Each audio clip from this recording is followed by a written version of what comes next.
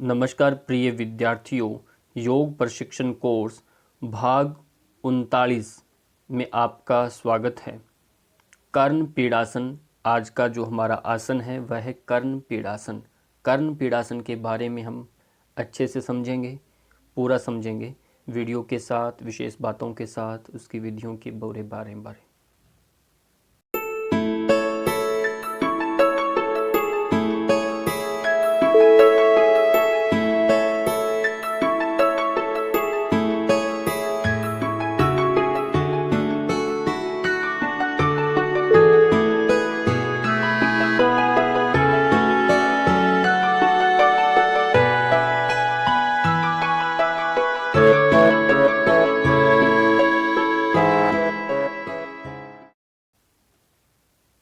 कर्ण पीड़ासन। कर्ण पीड़ासन का शब्दार्थ एवं नामकरण। कर्ण का अर्थ होता है कान, पीड़ा का अर्थ होता है वेदना, दबाव आदि।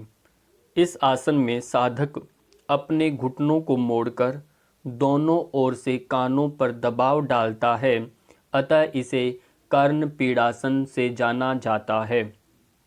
स्पष्ट हुआ? इसे कर्ण पीड़ासन कहते हैं ताकि दोनों कानों को पीड़ा यानी दबाव दे करके दबाना है दोनों तरफ से। आप चित्र में देख रहे हैं। और इसका जो नाम है वह संस्कृत में कर्ण पीड़ासनम, हिंदी में कर्ण पीड़ासन, कान पीड़ासन और अंग्रेजी में से नी टू ईयर पोज के नाम से इसे जाना जाता है। आसन का जो क्रम है वो इस तरह से है। सर्वप्रथम पीठ के बल एक तान आप लेट जाते हैं। ये बात ध्यान रखना, जिनका सर्वांग आसन, हल आसन इससे पहले बहुत अच्छे से जिनका होता है वही कर्ण पीड़ासन कर सकता है। ठीक है। सर्वप्रथम पीठ के बल आप एक तान लेट जाएंगे। उसके बाद श्वास भरते हुए कुंभक के साथ दोनों पाँव को धीरे धीरे भूमि से उठाकर 30 डिग्री तक ला करके रोकना है। श्वास आपने छोड़ देना है। छोड़ करके फिर दोबारा से आपने श्वास भरना नए सिरे से। वहाँ 30 डिग्री से वापस से आगे ऊपर उठाएंगे, 90 डिग्री तक ले जा करके आप अर्ध जो सर्वांग आसन में रोकेंगे। फिर उसके बाद पूरक करते हुए अपनी पीठ को उठाएं। फिर अपनी कमर को भी उठा करके दोनों हाथों के सहारों से, हथेलियों के सहारे से आपने उनको सपोर्ट देना। फिर रेचक यानी श्वास छोड़ने के साथ साथ मेरुदंड बीच में से आपने बेंड करना है, मोड़ते हुए दोनों पाँव को, पंजों को भूमि पर स्पर्श करा देना है। जब भूमि पर आपके पंजे स्पर्श हो जाएं, उसके बाद घुटनों को मोड़कर दोनों ओर से कानों पर दबाव डालें। फिर बीचों बीच आपने हलासन में चले गए। हलासन जाने के बाद फिर दोनों घुटनों को मोड़ लेना है एक एक करके। दबाव डालना। दोनों हाथों की जो हथेलियां हैं भूमि पर स्पर्श करके रखें या कमर को स्पर्श करके रख सकते हैं, पीछे पीठ के अपने लगा के रख सकते हैं। अंतिम स्थिति में श्वास प्रश्वास सामान्य बना रहेगा और धीमी धीमी गति से श्वास लेना। कालावधि समय कितना रोकना? 15 सेकंड से 3 मिनट तक आप मिनिमम आप रोक सकते हैं। अभ्यास समय के साथ धीरे धीरे आप आगे अपना बढ़ा सकते हैं। आसन का जो चित्र है वो आप देख सकते हैं। ये आसन का चित्र है। दोनों हाथ कंधों के समान ही खोल के रखना। भूमि पर हथेलियां चिपकी रहेंगी। पंजों सीधे फैला करके रखना। ये एक कर्ण पीड़ासन का चित्र है। कर्ण पीड़ासन के अतिरिक्त आप देखेंगे इसके शारीरिक, मानसिक और आध्यात्मिक प्रभावों को। पहले है शारीरिक प्रभाव। ये अभ्यास मेरुदंड को सुदृढ़ यानी मजबूत और उससे संबंधित समस्त मांसपेशियों को लचीला बनाता है। जठराग्नि इससे प्रदीप्त हो जाती है, यानी पेट की भूख अच्छी होती है। भोजन का उचित पाचन करने लगता है, जिससे अभ्यासी लंबी आयु तक जीता है। लंबी आयु तक वह युवा रहता है, क्योंकि युवा अवस्था आपके पाचन पर निर्भर करती है। स्नायु तंत्र को बलिष्ठ बनाता है। आपके स्नायु संस्थान एक्टिव होता है, मजबूत होता है, जिसके परिणाम स्वरूप आलस से रहित हो जाता है। कार्य करने की क्षमता में वृद्धि होती है। जीवन में उत्साह भरा रहता है और अतिरिक्त चर्बी, वसा वसा को कम करके अजीर्णता, कोष्ठबद्धता, गुल्म रोग, मधुमेह, है ना, बवासीर, ग्रीवा यानी गर्दन से संबंधित रोग, सिर दर्द वाले के लिए बहुत ज़्यादा लाभकारी माना गया है।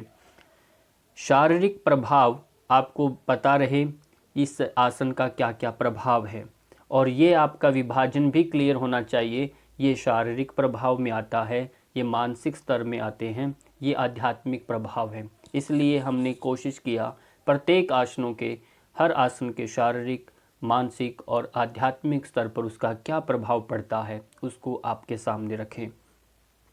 नेत्र ज्योति में वृद्धि करता है ये। कर्णों यानी कानों से उचित श्रवण होने लगता है जब आप कानों से अपने पैरों को दबाएंगे, है ना, कानों से नहीं, पैरों से, घुटनों से आप कानों को दबाएंगे, ऐसे है। बालों को पकना, बालों का जो पकना है यानी सफ़ेद होना, उनका झड़ जाना, मुखमंडल की जो आभा है को बढ़ाने का कार्य करता है।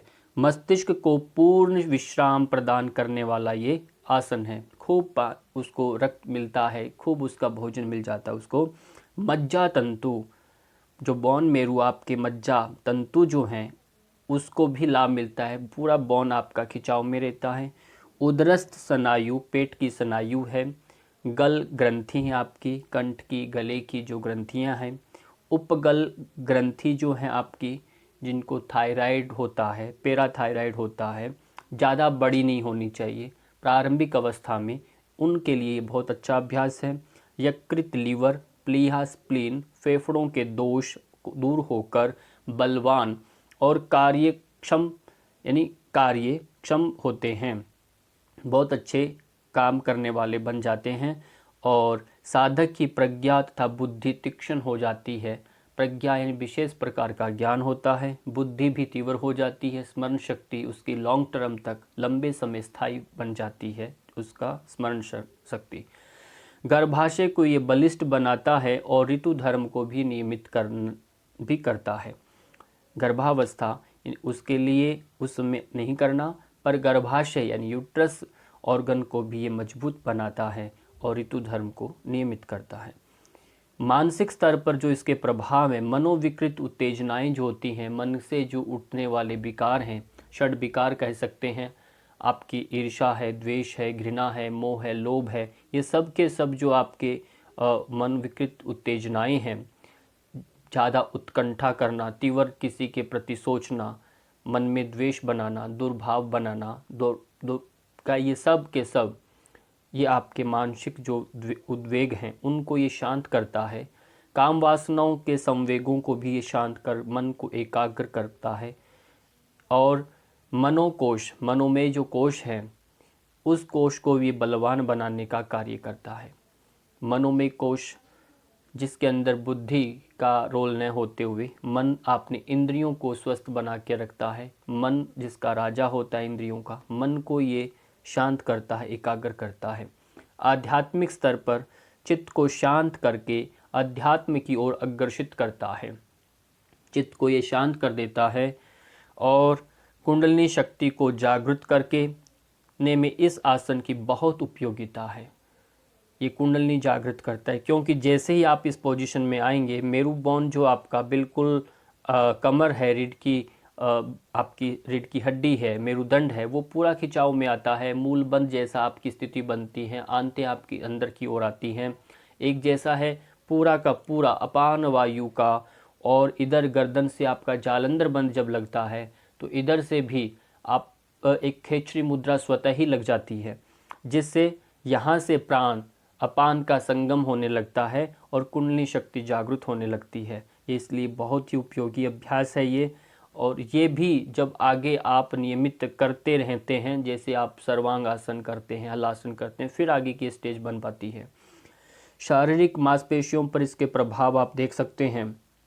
हमारे नितंब की पूर्णतया आपकी हिप बोन जो है सारी, उसके आसपास की मांसपेशियां हैं, कमर की, पृष्ठ की, कंधों की मांसपेशियां, विशेषकर गर्दन के आसपास की जो मांसपेशियां हैं, उन पर इसका विशेष प्रभाव देखने को मिलता है। आप इनके नाम पढ़ सकते हैं, आंग्ल भाषा में, इंग्लिश में लिखे हुए हैं, इनको भी आप याद कर सकते हैं। और इसी के साथ साथ चक्रों पर प्रभाव, मूलाधार चक्र जो है इस पर प्रभाव इस आसन का पड़ता है।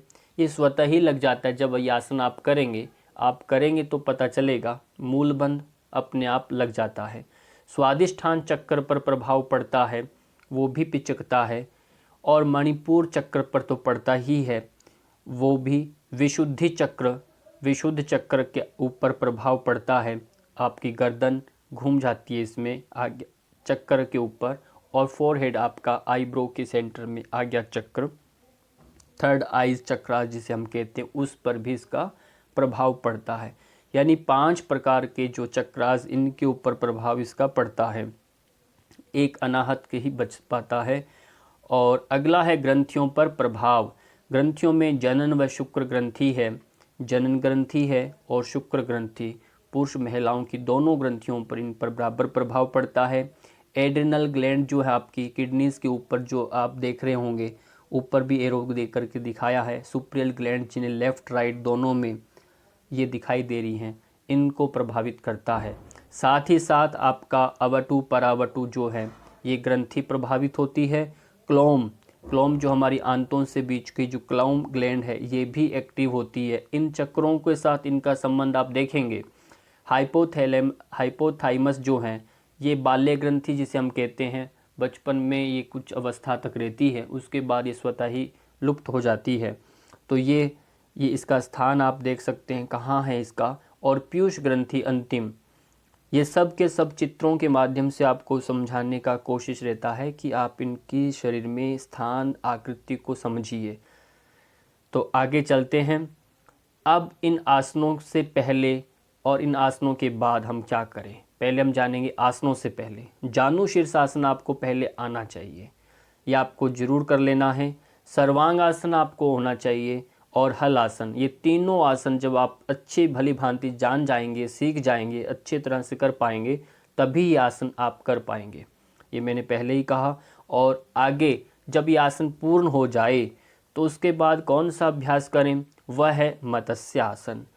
ये सब पूरक आसन है। इस करने के बाद ये आसन एक तो करना ही करना है, तभी जाके गर्दन की स्थिति, कमर की स्थिति वापस से ठीक होगी। उष्ट्रासन आप कर सकते हैं, इससे गर्दन पूरा लमकाना पीछे। चक्रासन कर सकते हैं, पूरा पीठ पीछे से उठा के बीचों बीच से करना। इन 3 आसनों में से एक आसन जरूर करना है, दोनों तीनों भी कर सकते हैं, आपके लिए बहुत अच्छा। अब जानेंगे सावधानियां। सावधानियां हमें किन किन की रखनी है। जो हाई बीपी वाले पेशेंट हैं, उच्च रक्तचाप से ग्रस्त हैं, हृदय रोगी हैं, यकृत, लीवर व स्प्लीन तिल्ली में वृद्धि जिनको होती है, ऐसे अभ्यासी व्यक्तियों को आपको निषेध करना है, मना करना है। योग प्रशिक्षक के सानिध्य में वह अभ्यास कर सकते हैं। सर्वाइकल स्पॉन्डोलाइटिस यानी ग्रीवा कशेरुकाओं का ग्रीवादंश जिनको रहता है, दर्द है, पीड़ा है, उरोवेदना साइटिका जिनको है, कमर दर्द है, आंत्रवृद्धि तथा मूर्छा आने वाले रोगियों को ये अभ्यास नहीं करना। ध्यान रखना इस बात का, ऐसी स्थितियों में ये अभ्यास नहीं करना, क्योंकि उसके मस्तिष्क पर ज़्यादा प्रभाव पड़ेगा, ज़्यादा एक दबाव रहेगा रक्त का प्रवाह का, तो ऐसी स्थिति में नहीं करना। विंड पाइप, आपकी फूड पाइप, श्वसन नलिका इसमें पिचक जाती है। ऐसी स्थिति में जिनको श्वसन संबंधी भी जो कोई रोग रहता है, दमा के पेशेंट, उनको भी ये अभ्यास नहीं करना। गर्भावस्था ऋतु धर्म काल में अभ्यास नहीं करना आसन। गर्भावस्था में तो आप करना ही नहीं है, और ऋतु काल के कंटिन्यूसली जो चल रहे हैं उस अवस्था में, चल अवस्था में नहीं करना। ये बाकी अन्य स्थितियों में लागू फिर नहीं होता। और अधिकतम आसनों में भी ये समझना है कि ऐसे अवस्था में अभ्यास नहीं करना। विशेष बातों का मतलब कहाँ गलतियाँ हमारी अक्सर होती हैं। कर्ण पीड़ासन के बाद उसका पूरक आसन जैसे मत्स्यासन आपको करना है, वो जरूर करना है। ग्रीवा कमर गर्दन जो आपकी, इसको ढीला छोड़ देना है। घुटनों को सीधा रखें। घुटने आपके बिल्कुल जैसे 90 पर आपने घुटने रखें, इसको सीधा रखना है और नीचे फ्लैट बिल्कुल रखना है। जितना सिर आपका बीच में, उतना ही एड़ियों में अंतर रखना है। अक्सर देखते हम एड़ियाँ मिला लेते हैं, पंजे मिला लेते हैं, हाथों का अता पता नहीं होता कहाँ दूर चले जाते हैं, तो ये नहीं होना चाहिए। घुटने भूमि पर, धरती पर आ जाएं। जब आ जाएंगे तो आपको कंधों और घुटनों पर ही वजन दिखेगा और कहीं वजन नहीं होगा। गर्दन पर खिंचाव बीच में रहेगा। ये पंजो एडी दूर। अंतिम जो है, शीघ्रता से पाँव न उठाना, न प्रारंभ करना और न उसका वापस जाते वक्त शरीर में छोड़ते समय जाना। ये आना जाना बहुत शांतपूर्णता से होना चाहिए, धैर्य से होना चाहिए, शीघ्रता नहीं चाहिए। इसी के साथ आपने ये पूरा ये विधि प्रकरण समझा। विशेष बातों तक आगे इसका वीडियो हम देखेंगे। अभी आप देखेंगे कर्ण पीड़ासन का वीडियो। सर्वप्रथम आप अपने कमर के बल भूमि पर लेट जाना है। हाथों पाँवों को मिला करके श्वास भरते हुए रोक करके आपने उत्तान पादासन की मुद्रा में आए और यहीं से फिर पुनः से श्वास भरते हुए अर्ध सर्वांग आसन की मुद्रा में आप आकर के रुक जाएंगे। श्वास को ढीला छोड़ देना। फिर वापस से भरते हुए धीरे धीरे कमर को उठाते हुए और पूरे शरीर को सीधा करने की कोशिश करेंगे और हाथों के सहारे से कमर को आप जितना संभव हो सीधा कर देंगे। कंधों के बल और आपकी गर्दन के बल पूरा शरीर सीधा रहेगा।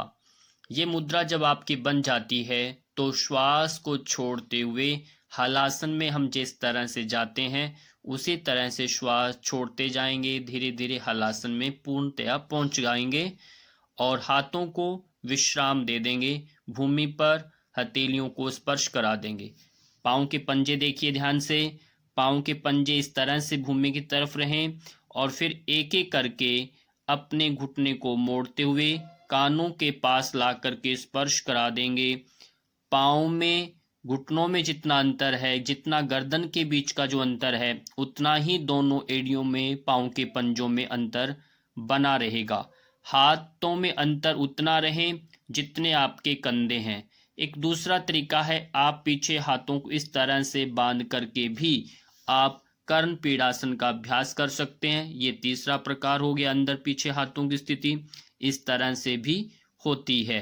ये पूरा कर्ण पीड़ासन की अंतिम मुद्रा है और हाथों को नीचे भूमि पर उस तरह से रखना जितना आपके कंधों में अंतर। अब फिर एक एक करके पाँव को सीधा करना है। पहले एक पाँव को, फिर दूसरे पाँव को और यहीं से कमर को आगे की ओर लेके आना। भूमि पर धीरे धीरे कमर को रख देंगे। वापिस से उसी तरह से सर्वांग आसन में जाने की आपको आवश्यकता नहीं है। इस तरह से अर्ध सर्वांगासन की मुद्रा में आप आएंगे और श्वास फिर छोड़ते हुए, श्वास को रोकते हुए कुंभक की अवस्था में धीरे धीरे धीरे अपने पाँव को भूमि पर रख देंगे। ये आसन जो है कर्ण पीड़ासन का अभ्यास है और आपने देखा। और सहजता से, शीघ्रता से नहीं करना, आराम से करना है। कर्ण पीड़ासन की कुछ विशेष बातों को आप देखेंगे, समझेंगे। सबसे पहले हम आसन पर ऐसे सीधे लेट जाना है पीठ के बल और फिर क्या करना, आपने श्वास को भरते हुए आपने 30 डिग्री एंगल पर अपने पाँव को उठाना। पाँव के जो पंजे हैं इस पर ध्यान दीजिए। पाँव को सीधा रखना है और पूरे कंधों को विश्राम दे करके रखना। इतना सब काम करने के बाद जिस तरह से हम सर्वांग आसन में जाते हैं वैसे ही आपको क्रम से सर्वांग आसन की तरह जाना है। यहाँ पर भी अपने पंजों को ऊपर की ओर खींच के रखना। हाथों को भूमि पर स्पर्श रखना। 90 डिग्री पर आपने अपनी स्थिति बना करके रखना है। कंधे गर्दन सीधा। इसके बाद फिर अगला स्टेप क्या करना, पूरे पाँव को आपने सीधे ऊपर उठा देने हैं 90 डिग्री पर, बिल्कुल सीधा। एक सीध में पंजे। जितना अच्छा आपका सर्वांग आसन होगा, हमने पहले भी कहा हलासन के अंदर जितना अच्छा आपका सर्वांगासन होगा, हलासन उतना ही अच्छा होगा। पर सर्वांगासन और भी अच्छा होगा, यानी यहाँ से कंधे जितने भी, ये पूरा पृष्ठ भाग जो है मेरुदंड का पृष्ठ भाग बिल्कुल सीधा हो जाए। ये ध्यान रखना, बिल्कुल जब सीधा हो जाएगा तब जा कर के आपका हलासन अच्छा होगा और यहाँ पूरा जालंधर बंद लग जाएगा। ठुड्डी कंठकूप के स्पर्श हो गई है, जालंधर बंद लग गया है। आंखें खोल के रखनी है, बंद नहीं करना। ये सब होने के बाद फिर आप क्या करेंगे, धीरे धीरे अपने पाँव को नीचे लेकर आए हैं और यहाँ से फिर और नीचे भूमि पर स्पर्श करा दिया आपने। स्पर्श देखिए पंजों को अंदर की तरफ करना, पाँव के अंगूठों पर स्टैंडिंग पोस्चर में नहीं रखना, इस बात का ध्यान रखें। हाथों में अंतर कंधों से बाहर ज़्यादा न हो, ये आपने विशेष ध्यान रखना। अब यहाँ से शुरू होता है, यहाँ तक तो हमने पहले पढ़ा है हलासन तक। अब विशेष बातें अब यहाँ समझिए। कर्ण पीड़ासन के लिए, कर्ण पीड़ासन में क्या होता है, कर्ण के पास देखिए मैंने पहले अपना दायां पाँव को फोल्ड किया है, दाएं पाँव को फोल्ड करके और बिल्कुल दूसरी तरफ के कान, जैसे यहाँ कान है, इस तरह से दूसरी तरफ कान के पाँव को स्पर्श करा दिया। इस पाँव को अभी तक सीधा रखना है। आप चाहें सीखने के बाद दोनों पाँव से करना है, पर समझाने की दृष्टि से ये बताया गया है कि एक पाँव को इस तरह से किया और फिर दूसरे पाँव को आपने इस तरह से मिला देना है। अब यहाँ पर दोनों कानों से पीड़न यानी दबाना है अपने कानों को, और भूमि पर घुटने स्पर्श हो जाएं, और ये तभी संभव है जब आपकी बेक बिल्कुल सीधी है। पूरा ध्यान आपके कंधों से पीठ पर रहेगा, हाथों की स्थिति यहाँ ही रहती है। चाहें तो कुछ एक आसनों में कहीं कहीं इन हाथों को फोल्ड करा करके इनको यहाँ से भी बांध लिया जाता है पंजों के ऊपर से।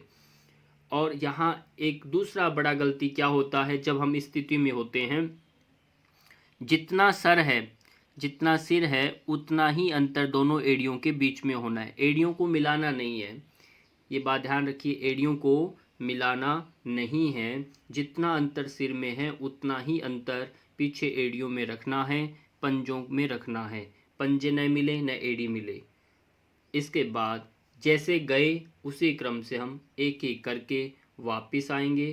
क्रम से धीरे धीरे आपने वापस आते जाना है, और ये वहीं से और स्टेप से क्रम से जाना। आसन के अंदर आपकी क्रमबद्धता बनी रहे और समय के साथ चलते रहें, लयबद्धता रहे। ये सब बातें आप विशेष ध्यान रखेंगे, और इसी के साथ आप सबका बहुत बहुत धन्यवाद।